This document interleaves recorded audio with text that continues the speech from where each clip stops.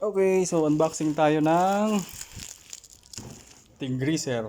So ito nabili ko sa Lazada, 200 pesos, 1 gallon. Palagay ko lang yung link sa description.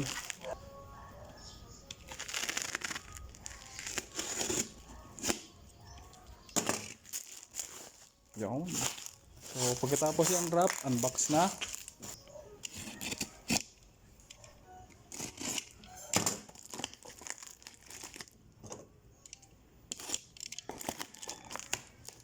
Yun.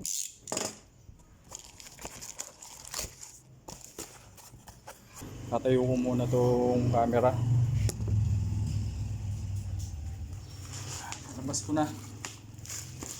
1 gallon. Yun.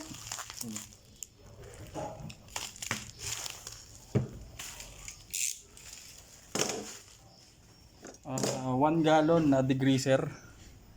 Engine degreaser. Yan. So, panglilinis natin sa sasakyan yan. Engine bay.